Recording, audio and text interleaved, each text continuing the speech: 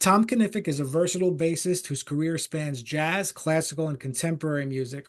He's worked with legends like Dave Brubeck and Randy Brecker, and has even performed with orchestras across North America and Europe. As professor emeritus at Western Michigan University and a top educator worldwide, his impact on bass and jazz education is huge. He's published works, performed on over 30 albums, and continues to inspire audiences and students globally. And we are thrilled to dive into his journey and insights. Tom, good to see you. Thanks so much, Abe, for putting this together. I appreciate it. Appreciate you being here. Tom, let's start with something fun. The acoustic bass, stand-up bass is very large instrument. It requires a lot of carrying around, a lot of practicing to keep up your technique and chops and everything. And you've been playing for such a long time. If your instrument could talk, how would how would it describe your relationship with it? That's a really fun question. The thing is, it's a full contact sport. I like to say it just takes over your life in a certain way that you want to invest in it in a way that it gives you back what that you want to get out of it and what is possible to produce. What it would say, it's like we've got to stop meeting like this. I spent a lot. In fact, I was just in the shed right up to this moment before this interview because I found a bass, an instrument in particular that I can use in all settings. I used to have a classical bass and a jazz bass for years. Sometimes I have to run around with both, so it had to be a Volvo wagon or some such thing to get them in.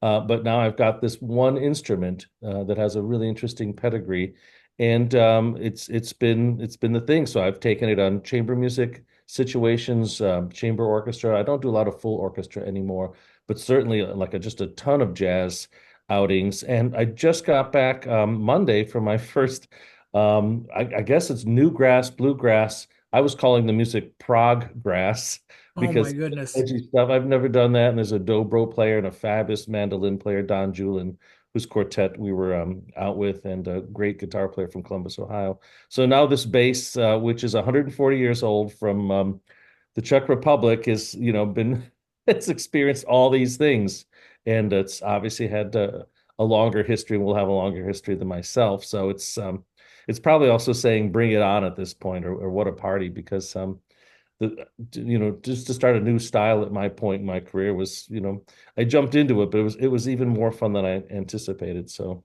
Well, um, when you start exploring a new genre of music, I mean, because you've had the opportunity to play all these different styles before that, do you try to go in like I'm going in with a clear mindset, or do you have any, preconceptions with the other styles you've played just kind of creeping their way in?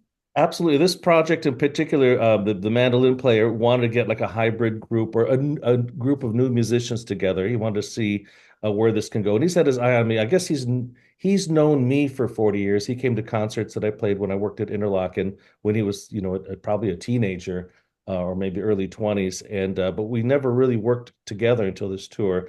And I think he definitely wanted me to bring some of my own perspective on stuff. So I had a ball. I was trying to do not overplay some of those grooves. And then on the other hand, if I saw a 6/8, I can't help but see a Bembe or a Naninga or something, or a Biome and other things. And he loved it. So it worked. So far, so good. Yeah, when you're coming from being so involved, and I always like to think of classical and jazz as the teachers of all the other styles, hence the Yes. reason they offer them um at the on the university level, at most of the institutions we see. And it seems to me that you're almost, it's like two different worlds for you, right? I grew up. The funny thing is I had a very early jazz start on guitar. Was my first instrument. I started in third grade, and back in the '60s, everybody had a guitar and everybody was taking lessons. And apparently, if you had a guitar for more than a year, you could be a teacher at one of the music stores. And I've heard, but I was very lucky. I had a teacher that was actually very adept. I mean, he was into Johnny Smith, and he was showing me voicings that my hands could barely deal with in sixth grade. And we're still in touch. He's in his mid 80s, and we still chat. And he's a sweetheart and really pointed me in the right direction. My family had music going on. Older brother was a professional drummer by the time he was in high school, and so the record collection was very, very influential. but I always wanted to play classical music from a very early time. So that time they didn't have young bass programs. So by the time I was old enough to really play double bass, I jumped into that and I kept them both going. Well, pedagogically, I kept the guitar going and I still play on it. But in terms of performance, the bass at some point kind of takes over your life, especially if you're trying to do both classical and jazz on it. I mean, Right, right. the guitar is there for music therapy and composing, and then, some teaching as well. And you've been an educator for such a long time, and you have to. Do you almost feel like like this? It's like a sense of responsibility in a way that it's something deeper than like I'm just teaching, but like this is my life and I'm trying to really mentor this person. Like, have you ever given any unconditional advice, you think that It's some students might interesting be like, because I'm not sure. apparently that's happening even when I don't realize it. I'm playing with a lot younger musicians, and I'm very honored that they remember me or want me, or attracted to having me in their band. So I'm running around with musicians that many who are younger than my children, at this point.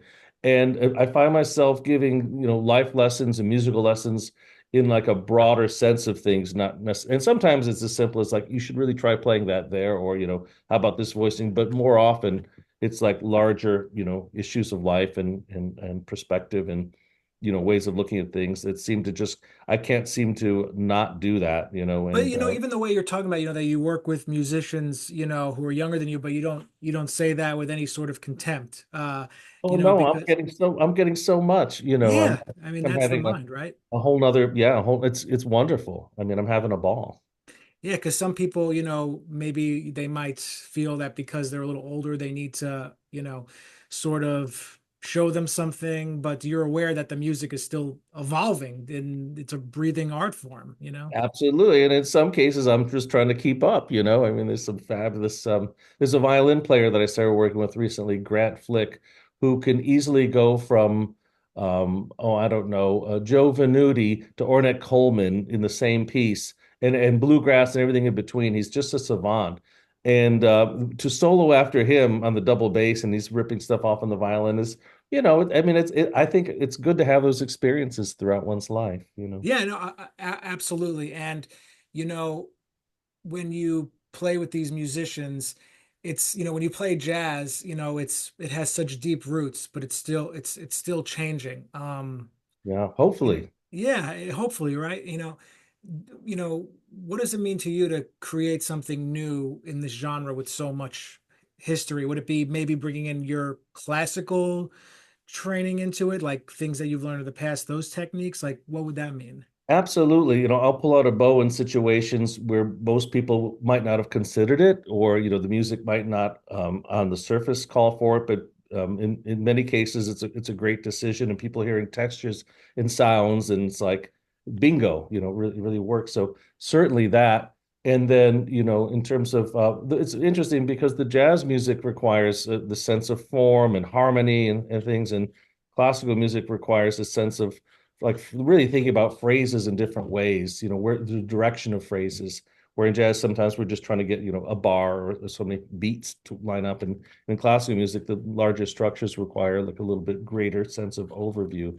And I think, Where do you think the bow got lost in the jazz idiom?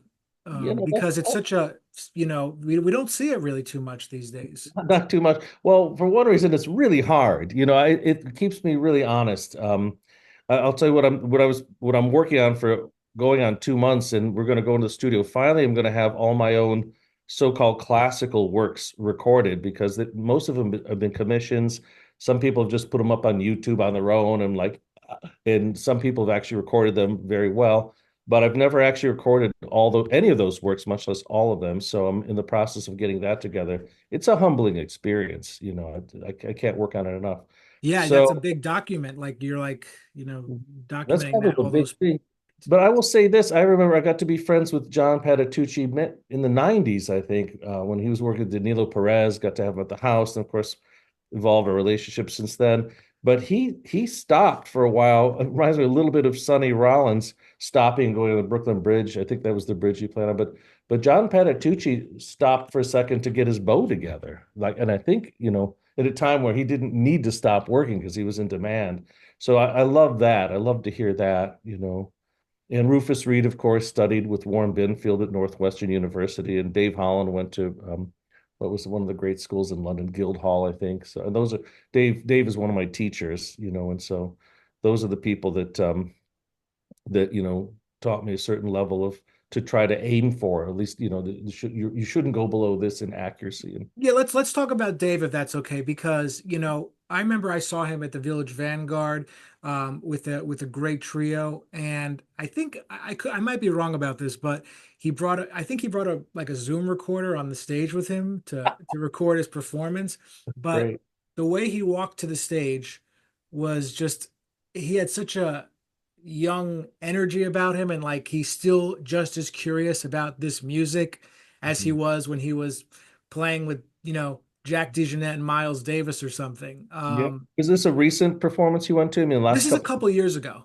Okay. So yeah, that's him. I mean, he's got a curious mind. He's got a very how do I put it? I think he demands a lot of himself, and that's what I got being around him. I mean, it seems like there's nothing he would ask you to do that he hadn't asked himself to do, you know, 100 or 1,000 times already. So he kind of keeps himself at a certain standard and a ridiculously high standard. But he's always creating new ensembles. I mean, this whole thing with Zakir Hussain and Chris Potter. It's like some wonderful stuff, you know.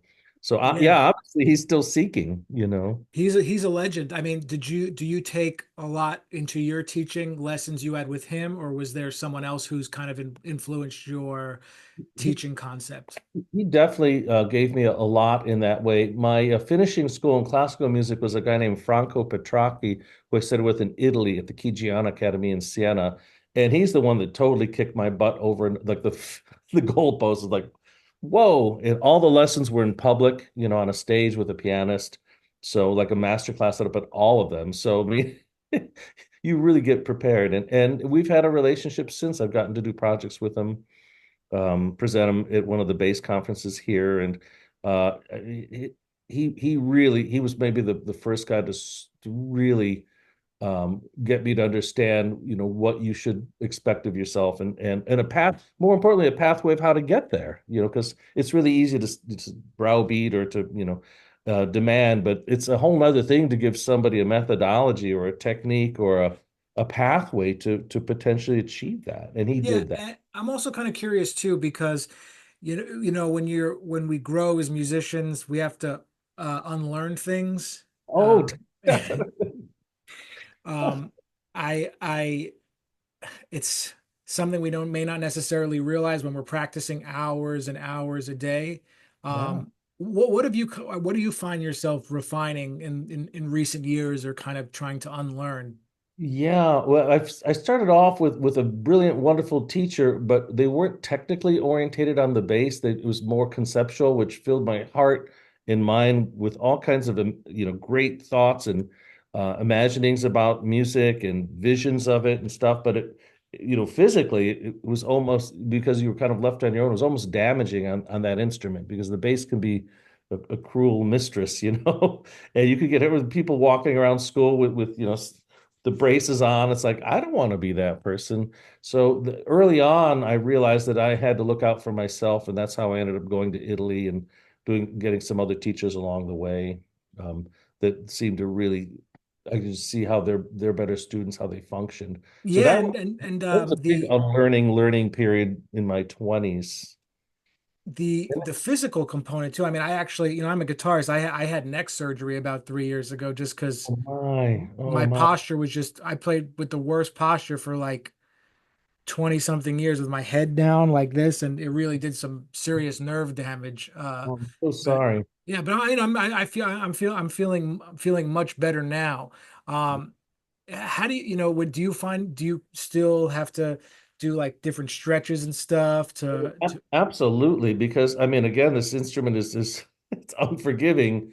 So I do stretches. I go for deep tissue massage pretty regularly. I get people to do stuff that they said, "Oh, none of our clients would let us do that." No, please don't stop, you know, because I found that that's been a lifesaver for me, you know, because all shoulders. And also I have a running injury in my left leg knee from doing silly things, trying to run in mountains, and So that's haunting me, and the playing doesn't help. So a deep tissue massage has been one of my best friends. I stretch too and do a little bit of yoga, but these people that I try to identify people that really understand what I need, and they'll go for it. And it doesn't feel great at the time, but it's like releases everything. I started on upright in high school, so I played upright for 4 years, and I didn't, the teacher just kind of gave us the instrument and Yeah. put you in a room and just gave you a book, said you have to teach yourself, and then we were playing like Gustav Holst and stuff, having no one taught us anything whatsoever. So I That's a shortly learned dangerous about like pedagogy. what'd you say? I'm sorry. That's a dangerous approach, but it's like everybody went through. I went through that too at some point, like it was probably middle school, and it's like you can hurt yourself. Oh yeah, and I remember the blisters I first got and stuff, and it was just it's unforgiving. Yeah, yeah, that's it. So let's talk a little bit about, just, because we all have um, that certain maybe recording or concert that really got us to sort of, go in the jazz direction, commit to the, my teacher at Berkeley told me when you decided you were going to become a jazz musician, you basically decided to make your life a living hell at this point. I have to say, I was told people, and we were in the position of admitting students to schools. I was a professor for 38 years, so there's a lot of meeting parents and things. And I always say that music chooses you. And if there's something else you think you really could do and would like to do just as much, probably do that. Because it's very tricky. But I can tell you my first, other than hearing my brother had a fabulous record collection and I was always hearing things and borrowing. But the first records I bought were actually like really spread out wide. I was in New York. I was my 13th or 14th birthday for a family trip and ended up at the record store for my birthday and picking out things. And I got a Tal. I was really mostly a guitarist then, so I got a Tal Farlow record. Tal Farlow Return of Tal Farlow because he'd been played. That record had been played on the local radio station. Totally opposite end of the spectrum. Freddie Hubbard's Straight Life, which is like Oh, my one of my favorite records. one jam on each side of the LP with all my favorite plays. I still quote from that album that I got in 1973 or something, 2, 3. I still quote from it to this day. I've even like written it into some things. And then Dave Brubeck live at the Newport, which was super fortuitous. And I was transcribing that in my own little way, again in middle school. When I got to tour with him, the first one of the first times, I guess, it was like a real like last minute thing. I was subbing for Jack Six, and all of a sudden I'm on an airplane with him, and my bass is in first class, and I'm sitting next to him, and he says, what do you know of mine?" And so I'm naming all the tunes. He's got a book, he's pulling them, and then I said, "Oh, of course, live at Newport," which is kind of an obscure one from that. That wasn't a famous. I mean, it was great, it's all jam tunes and live. But I think the blues for Newport was something he made up on the spot. It had that vibe to it. So I'm sure the band hadn't played that in years and years and years. So, he included it in the set that night. We got to the Opera House in Delaware, I think. And then like we just sound check and go. And he calls the tune.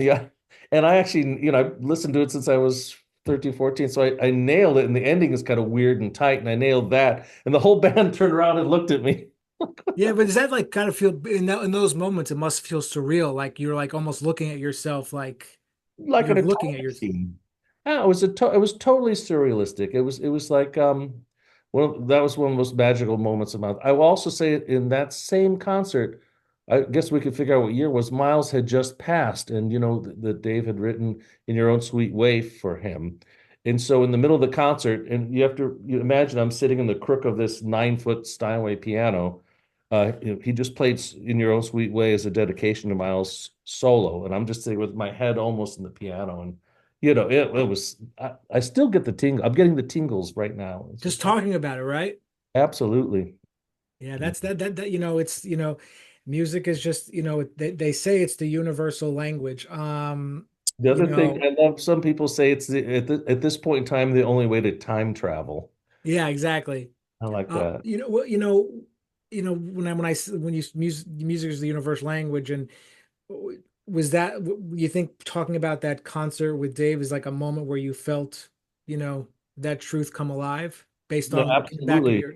Yeah. Absolutely. I mean, my entire being from that age on. And Dave had, even though he wasn't like a classical pianist, I mean, he studied with Mio, and he knew and he wrote orchestra and everything that all that came into play, all that sensibility. And I think that's why he wanted me around too. Yeah, no, I mean that's, when it's a privileged position just to be in that. I mean, there's no Oh, other way to say it. absolutely. And no kinder man that I've ever met in my life. He insisted on writing a letter for I was going up for tenure that year and at the university, and he insisted on writing a letter for me. Oh, wow. I'm kind of a bulletproof application.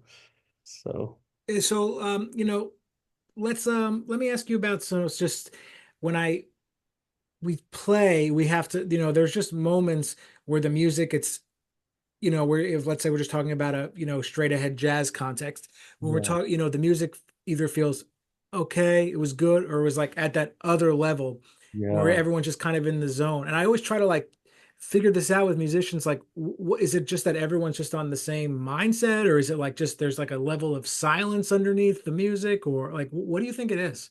I think all those things are true. There's a point at which you're feeling the direction of the music more than just like the playing of it. It's like, where it's going here or there, because that may or may not happen within a quartet. It may happen between two people, often two of the members of the groups. It may happen with three, but to get everybody like feeling like it's going in the same direction, and you can do no wrong. It's so funny when you're like, when you feel like you were in that zone and then someone else just, I didn't feel that way at all. That I wasn't. know, I know. I know. I've had conversations with producers that said like some of the best performances have been when there's been tension in the band, and like I'm not that guy. I'm not very confrontational, but I can see that too. And we were talking about Billy Hart earlier, who Yes, yes. talk about any one person that had. I worked with him starting in 1991, and I guess maybe for 10, was that almost over 20 years. And quite a bit over 20 years. And he was that guy. I mean, he was connected to so much of the past, Wes Montgomery, and of course Herbie, and well, everybody. He was well over 1,000 recordings at that point in his life. He's probably, halfway to 2,000 or more at this point. And just to get that information, and he loved to talk about it, not about himself, but about the music and the contexts.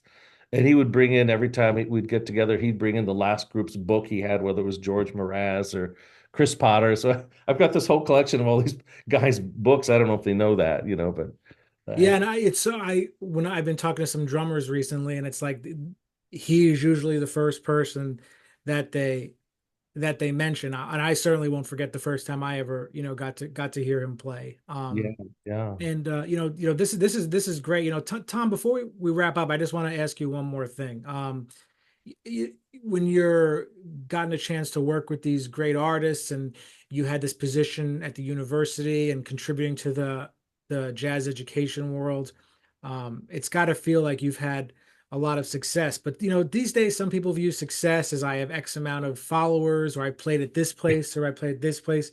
Like on November 21st, 2024, what does success mean to you as a musician? Well, I'm going to start with my family first of all. I've got two children and three grandchildren, and my both of my children are musical, and I one of them, the one that's not doing it full time, is on two of my records, and the one that's doing it full time, I know will record. So that is certainly the most important thing to me. I have a 41-year relationship with a violinist who's been my wife. We met performing together, and That's amazing. so, I mean, I don't know all those things, and everything else seems to be like a beautiful part of that family. It starts with the core, and then everything else seems connected to that. And specifically, this new recording project it's it's horrifying and exhilarating at the same time. And who knows what project's coming up next? I No, but it's just so nice to hear you've had such a long successful marriage, because it's like I know so many jazz musicians or music who they cannot make it work. They're just not cut out for it. But and uh my wife said she promised herself she'd never marry a musician. So that's what everyone says, right? Well, no, this has been great. And so, Tom, where can everyone find you online? If there's anything you want to plug, any social Sure. media or stuff like that. Sure. Talking about likes and everything, I'm like 10 years behind. I started a new website a couple of years ago, and then the fella dropped, and I'm still waiting to find anybody want to help me with my website. I'm hiring out. But tomknificmusic.com. I'm on Instagram, Knific, Facebook. I'm really good at putting gigs up there and projects. I'm pretty diligent about that. Those are the two social media things, and I guess I've got some YouTube out there. Eventually, I'll get this new website going. It'll be amazing. Beautiful. Well, no, this has been great. Thank you so much. My pleasure. Thank you for what you're doing.